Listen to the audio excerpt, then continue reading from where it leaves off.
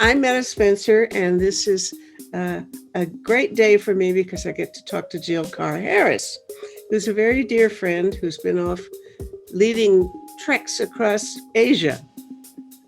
She was going to march from Delhi to Geneva with a troop of people following her, and she got as far as Armenia when COVID hit. She stayed there for a couple of minutes or a couple of months. And then went back to India, and now she's here in Toronto with me. I haven't seen her because of COVID, but this is our first little get-together in a while. Hello, dear Jill. How are you? Hello, Metta. What a pleasure to see you again. It's wonderful. Yeah, well, we have a great deal to do to get caught up. We need to actually skip a lot of your adventures this time, or put them on hold for a while so that we can talk about a serious global issue now where I think you know more than most people. I've had some conversations lately about what has been going on in the Caucasus. And I know that you got stuck in Armenia. Since then, Irakli has alarmed me with his prophecies that serious human rights violations have been going on and may get worse, especially in Armenia or with respect to the Armenian population. And there's a very, very important issue in the South Caucasus. It's significant in terms of, in my view, global peace relations. So what happened is that, Armenia is an ancient civilization. It is one of the most ancient civilizations, and so many archaeologists and historians live in Armenia and will tell you, as will the thousands of museums they have in their country, will tell you that Armenia was always in difficulty because it sat between what was once the Turkish Ottoman Empire, the Russian and then later the Soviet Union, and in early times, the Iranian Empire. And so it was always squeezed. It's a country that knows conquest.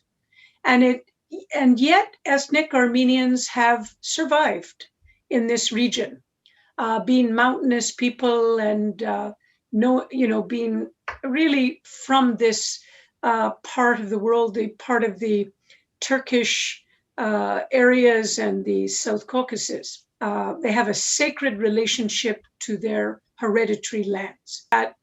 There were many Armenians in the Ottomans living in Turkey.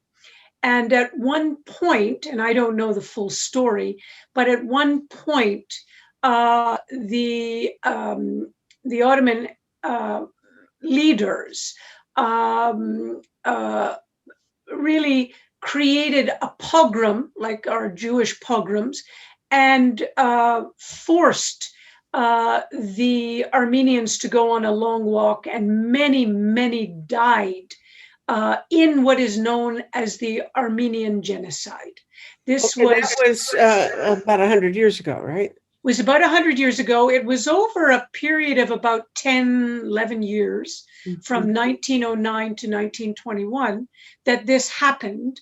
But they take usually the day of 1915, a day in between, to talk about it. But almost 1 million people were killed. And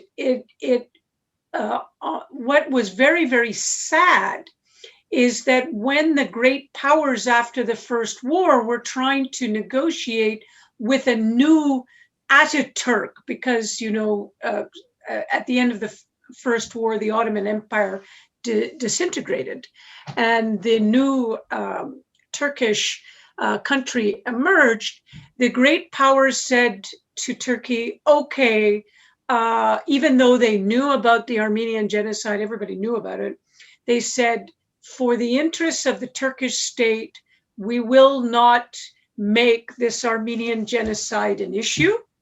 so that Turkey can, recover, create its new statehood. And so, as a result of that, the Turks never acknowledged this genocide. And as time went on, they became harder and faster in their decision never to recognize it. Because if the Turks did recognize this genocide, they would have to pay reparations. So that was the first thing I want to record as a very important historical moment. The second one, I believe it was under Stalin. Nagorno-Karabakh was part of ethnic Armenia. And when the socialist republics were being formed or, were getting a sense of their own boundaries, Stalin gave Nagorno-Karabakh to the Azerbaijan, but it was ethnic Armenia. And it was just willy-nilly. He had maybe an interest in Azerbaijan at that moment in time, but there was no logic to it. But that's what happened. So at the time of the dissolution of the Soviet Union in the early 90s, or 89, starting in 1990, the Nagorno-Karabakh also, like Azerbaijan and Armenia, declared independence. Nagorno-Karabakh, as another area, claimed its independence. But that was not suitable, and that was very welcomed by the former socialist state of Armenia, but unwelcomed by the former state of Azerbaijan, former socialist republic. So they went and had a war over Nagorno-Karabakh in 1991. It had been building up as the dissolution of the Soviet Union happened. People in Nagorno-Karabakh felt very uncomfortable, and the nationalism that had been under the surface during the whole period of the Soviet Union suddenly erupted. So there was, from 1988 on, there was Azeris were killing and taking the homes of Armenians in Azerbaijan, and Armenians were kicking out Azeris from their homeland. Okay, we should stop enough to say that the Azeris are the national group in Azerbaijan. Azerbaijanis would be the citizens of Azerbaijan, but Azeris would be the tribal identity, or whatever you want to call it, a national identity of a people, right? What I'm trying to say, and to be quick about it, I'm trying to say, as we saw in the dissolution of Yugoslavia into ethnic struggles of different groups, the same thing happened in Azerbaijan and Armenia and Nagorno-Karabakh, is ethno-nationalism came up, and each side wanted to see Nagorno-Karabakh, the Azerbaijan government wanted to see it under Azerbaijan, and the Armenians wanted to see it under Armenia or leave it independent. Right. So fast forward, well, they fought a war for 3 years. 30,000 people were killed. It was an absolutely horrible war. After that war in 93, a particular council was set up under what they call, it's called the OSCE. So under sort of the Europe, a particular negotiating body was set up in order to resolve this dispute, right? So peace was created. There was a body set up to resolve this dispute. And the chairs of that body was the US, France, and Russia. They were the co-chairs. The Minsk Group? It's the Minsk Group, OSCE Minsk Group. And that was set up to find peace between Azerbaijan and Armenia. Now they obviously over 20 years, did not successfully find a way, although there was many, many meetings. And that was partly because, in my view, Russia did not want to see, particularly when Putin came back into power, when Putin became the head of government in Russia, president, they did not want to see it for this reason. And this was part of my discussions in Armenia. Even though we tried to involve Azerbaijan, it was difficult. So it was mainly between Armenians and Georgians, but we spent a great deal of time talking to people and learning that after the dissolution of the Soviet Union, the region did not create horizontal linkages. They did not create cross-country trade agreements and greater understanding and peace process like this Nagorno-Karabakh situation. They, in fact, the vertical linkage to Moscow remains strong, right? And in spite of their independent governments. And this was a great shame, but this had to do with the status quo governing groups in the different regions. So the governing group in the 1990s in Armenia was pro-Moscow. They saw the advantage of leaving that vertical link to Moscow, because don't forget, they had Azerbaijan on one side and they had Turkey on the other side, and they saw it in their best security interest to keep that vertical link of trade, of commerce to the Soviet Union. They did build up commerce and trade with Iran. They did have a good relationship with Georgia. They could not sort out this with Azerbaijan, and Turkey kept its same adamant stance about the Armenian genocide. So that's what you have when there was few skirmishes. 2016, there was a skirmish and so on between Azerbaijan and Armenia, but it was basically a frozen conflict. Now, what I understood, and I'd like to give a little personal narrative here, because I went to Nagorno-Karabakh in advance of our march to try to understand the situation. And this was in July of 2019, so about a year and a half ago. Yeah. And I went by getting a visa from the people in Nagorno-Karabakh. I knew that the Azerbaijan government would not really like it, but I went through the legal channels of getting a visa and going, and I was with a group of 3 people, but we went only on a weekend, just to observe, like an observer group. We didn't go to have any formal meetings. We met some government people, but our main interest was to see how to set up a Gandhi center in Nagorno-Karabakh that could help build peace between Azerbaijan and Armenia. So this was our intention. And we met people at the university there, and we discussed it, and there was a lot of interest, and we were moving in that direction. When we returned to India in preparation for the march, thinking that we could bring the march to Nagorno-Karabakh, and we anyway were interested to talk to the Azerbaijan government because we were hoping to send another group through Azerbaijan. So there was no favoritism to Armenia as far as we were concerned. We were only trying to understand how this march could reinforce peace and not reinforce division. But when we got back to Delhi, we were called by the Azerbaijan government to sit down and have a cup of tea with them. So we went. 2 out of the 3 people who I was with came to this meeting.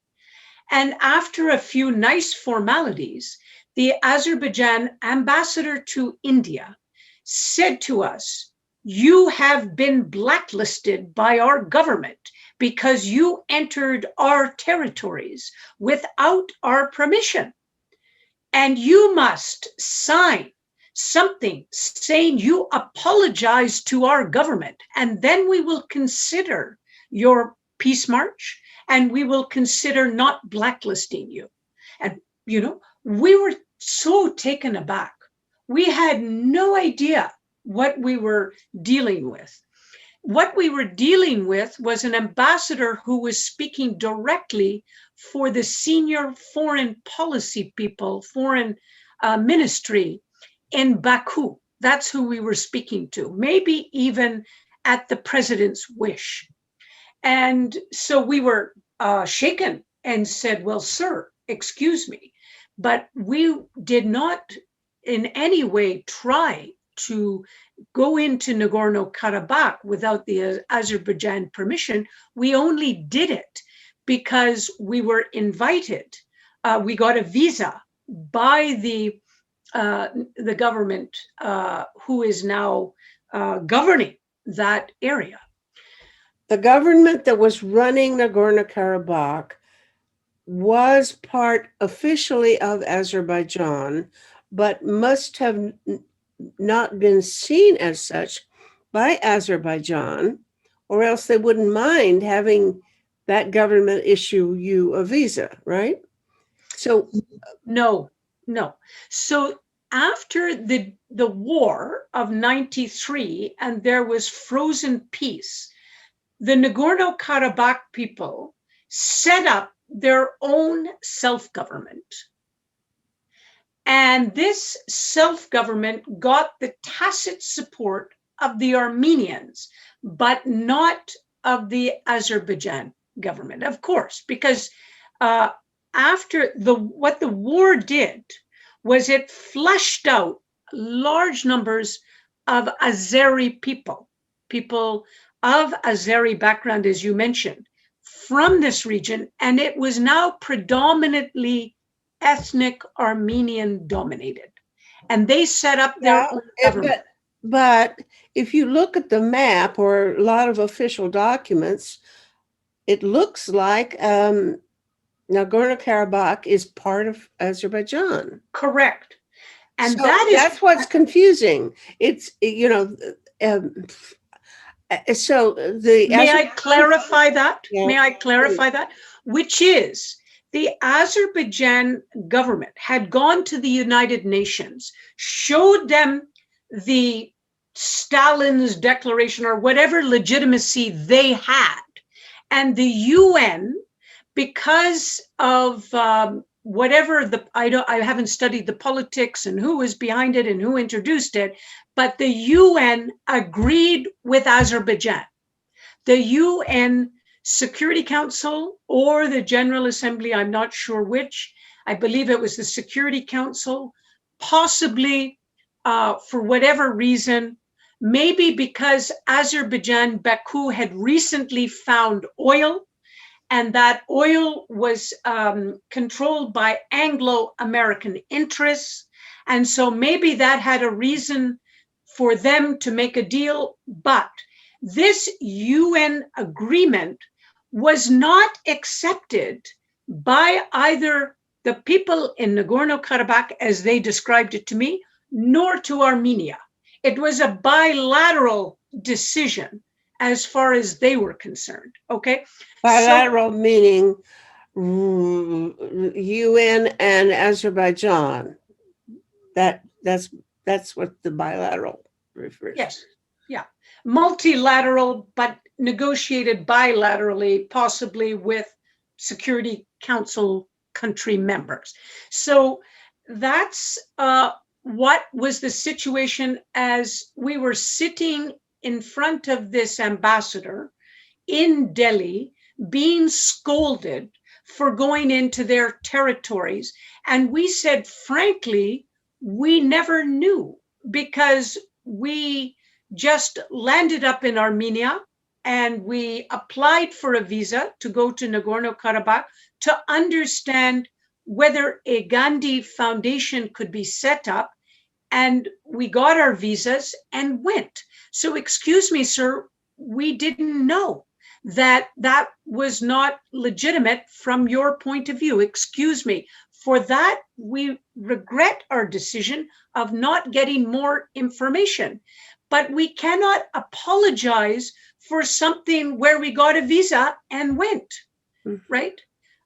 Because that would mean that we are guilty when we cannot say we were guilty. We actually applied for a visa. Now, whether this had gone so far that, visas were, that's the result of a frozen conflict, right? So, well, had you applied to Azerbaijan for a visa, would you have been able to get it that way? No, because they didn't allow people to go to. So you wouldn't have been able to go in at all if you hadn't got the visa from Nagorno-Karabakh itself. Correct. And we went, and I have to tell you, we had written from this was actually later, but we wrote to both governments. We never, we were not doing this to support Armenia. We had written both governments. We were planning to put the peace tour through both countries. We had gone to see the ambassador in good faith to figure out how we could, go bring our peace people, our peace march through Azerbaijan. And he was the one who said, if you apologize, then we'll discuss your peace effort. And so we said, excuse me, I don't think we can apologize, but certainly we regret not understanding that we were hurting your sensibilities and that, this was a result of a frozen conflict and blah, blah, blah, blah. Anyway, they made us write a letter. We apologized in the letter. It was sent to the foreign minister in Baku, and it was rejected. And he said we needed to apologize. By that time, we were on the march, and so we couldn't even communicate. So it just got left. Thousands of people from who knows all over the world who, for one reason or another, go into Nagorno-Karabakh without getting a reprimand from the Azerbaijan government. How did they do it in those days? Well, ours was a different situation because we were bringing international attention through a peace march. So maybe the Azerbaijan government are not as concerned with a few individuals or tourists, or maybe that's not.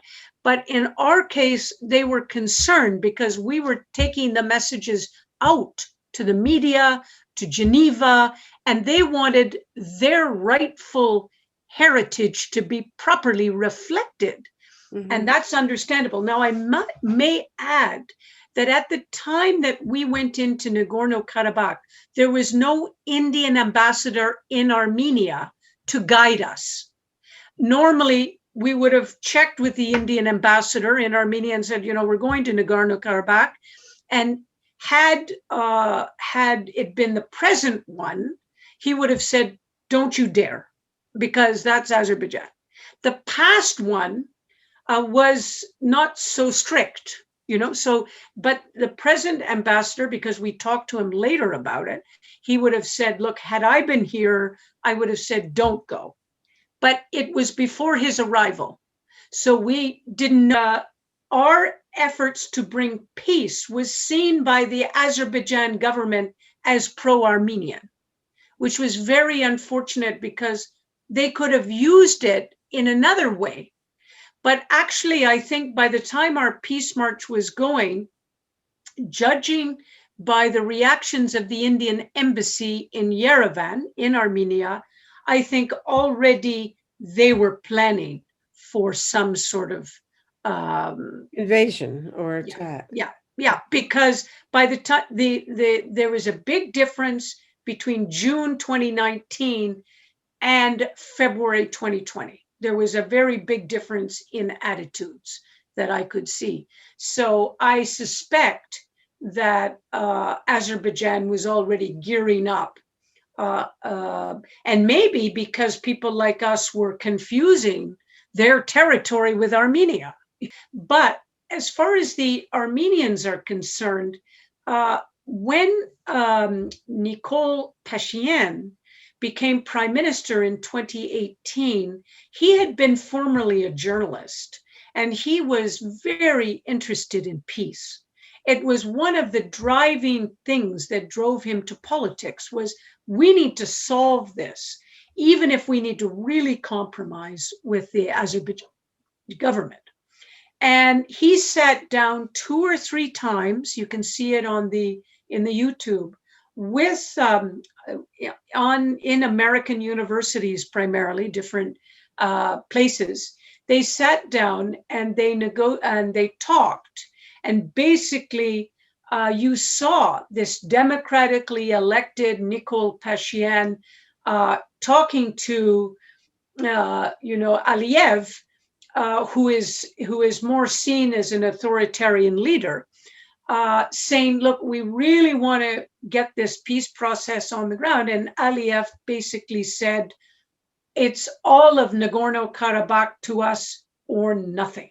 So there was no ground. What you had during when you saw the war start on the 27th of September for these 16, 17 days that it raged, what you saw is Turkey had really backed up Aliyev's government with the military capacity which they needed to win over Armenia. Had they had their own military capacity against, which is what Armenia was gauging, that they had enough military in case there was an Azerbaijan attack, they were about equal.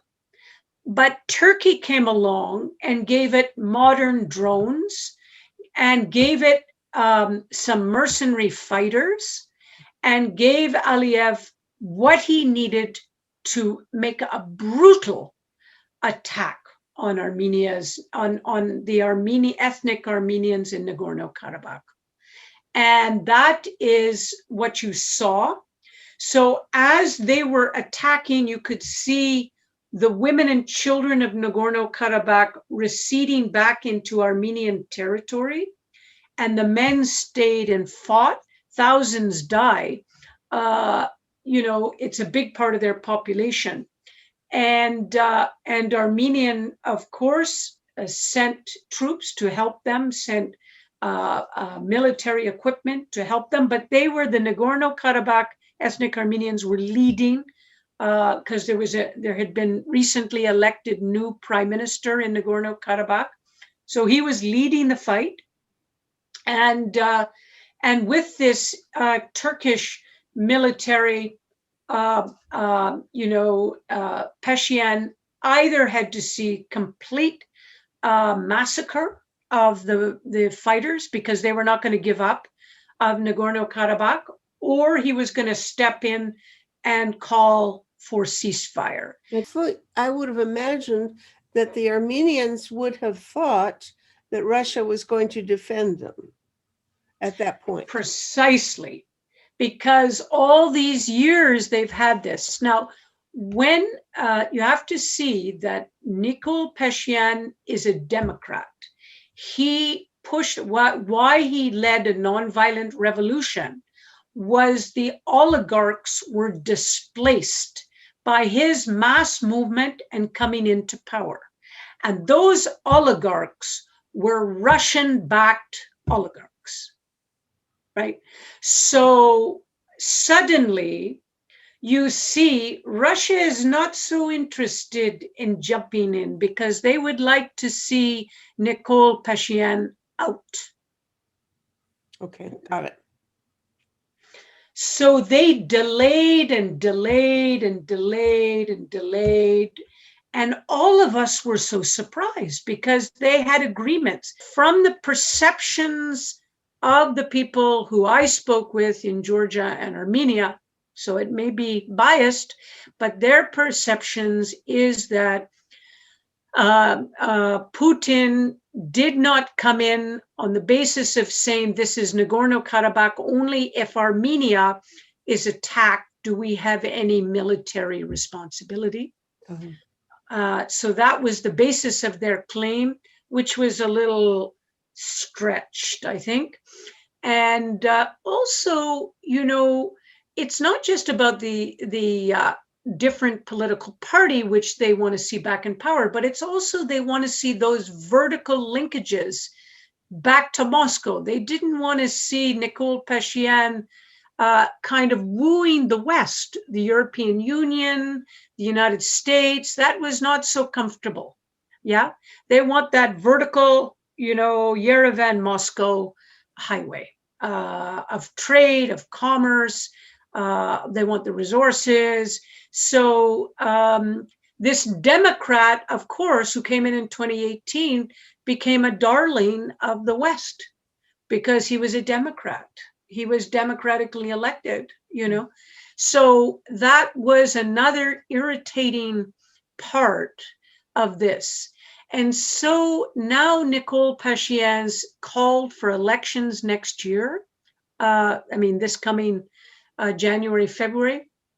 And he may well be pushed out of office. He says, I'm not holding on to power, but I want to see elections. I don't want a coup. Yeah.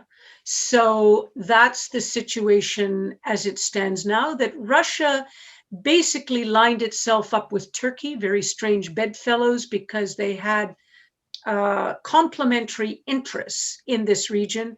Turkey wants to build a Turkic kind of, I wouldn't say empire, but a federation across Azerbaijan to Central Asia and right over to Indonesia, and Russia wants the vertical link to Moscow from Yerevan. And also this gave... I'm trying to think of, so because the Armenians are Christian, that would be a wart on the skin of this new coalition or Turkic empire, so to speak. Yeah. That would be a problem, right? Is that the main reason that? No? I don't think so. I have been to this region for many, many years, and there has never been a religious problem between Azerbaijan and Armenia. It's not been religious, it's been ethnic, right? And that's a bit different. So the religion can play into the ethnic, but it was not a religious issue. But Turkey, of course, wanted to make it a religious issue. So you have to see it's kind of Turkic Muslim. Yeah. And you realize that Central Asia are Turkic related historically people. Now, Aliyev in Azerbaijan has no interest in being under a Turkic empire. That is not really his interest. So he has to walk a very fine line to keep Erdogan happy, but not to fall too deep into that trap. Oh. So that's why he called on his Russian friends. And in fact, the way they trapped Pashinyan, it was Aliyev who trapped Pashinyan. So Aliyev, during the war, sent a message to the Azerbaijan people and said, let's forget Turkey and Russia and sit down and talk peace, and we'll sort out this ceasefire. And we don't need Russia. And he was rebuffed. And Aliyev went to Putin and said, this guy is too close to the West and is trying to go around Russia. Don't forget, Aliyev trained in Russia. He's his father was the head of the Socialist Republic. He's got good ties with Moscow. And it was because of that Moscow said, okay, we'll come in as a peace force. Yeah. Irakli sounded quite alarmed about the possibility of genocide. I mean, that's the word he used. Certainly, I hear he said that there are atrocities going on now.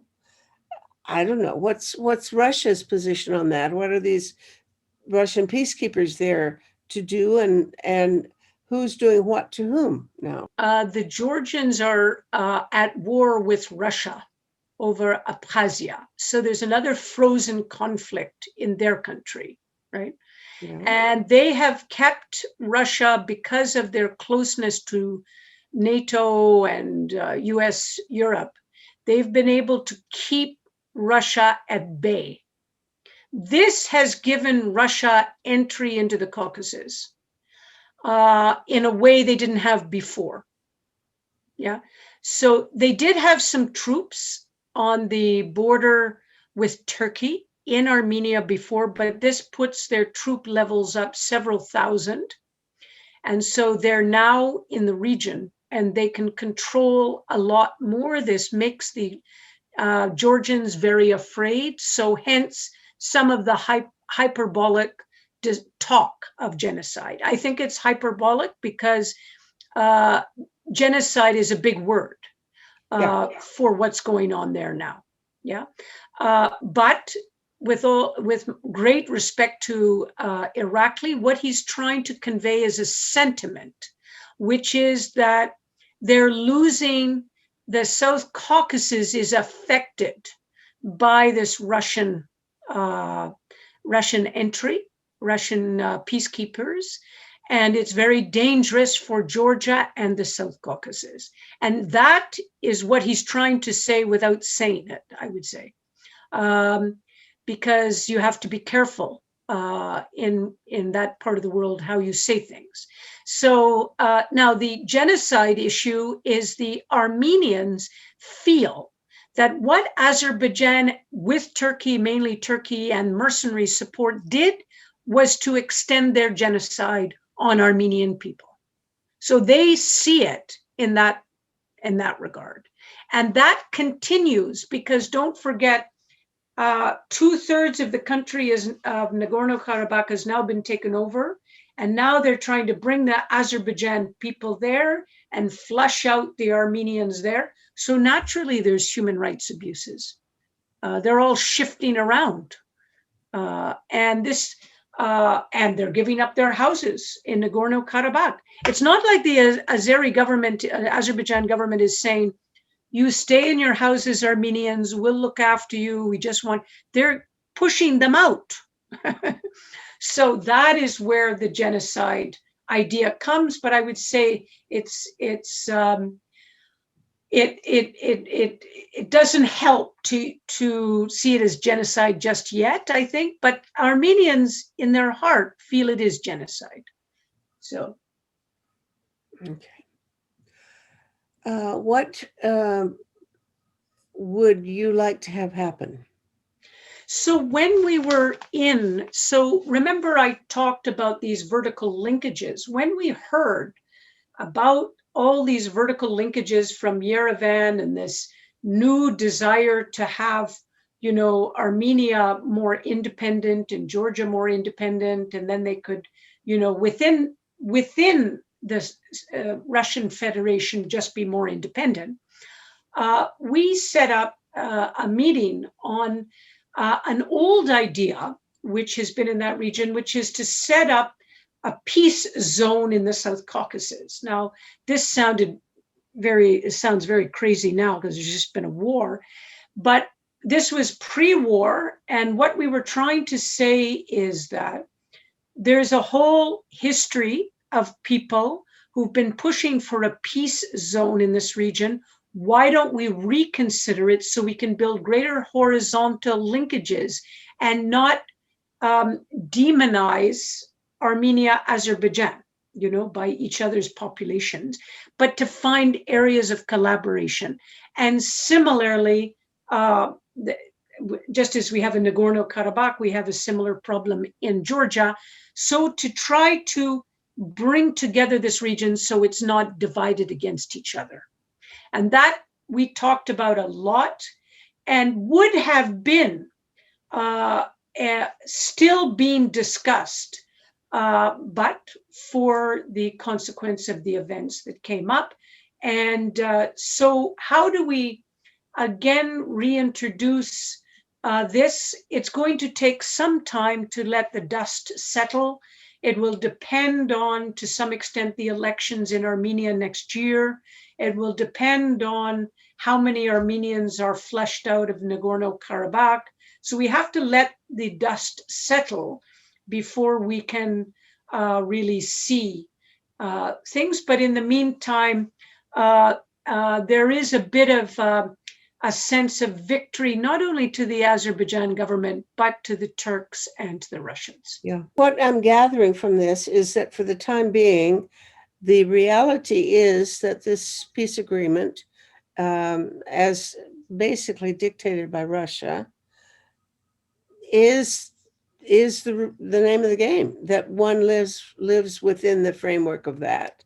There is no intention of challenging that at the moment, or maybe ever, even though Armenia wouldn't like it. How much wiggle room is there within that framework for some kind of change? I think you need to talk to people more knowledgeable than I, but I would just suggest that if the OSCE Minsk Group got reactivated, they could have an influence, and that has France and the US. So we've been waiting for the US to stabilize, I think, to see whether that could happen. Uh-huh. Okay, so it might change under Biden's influence, although I don't think the US has shown any interest in the region for so long that I don't think they have much influence. It's right? possible. It's possible, but it's also possible that they may have more interest than the Trump government did. Thank you, my dear. Thank you. And see you soon. See you. Yeah, thank you so much. Happy New Year. Happy New Year.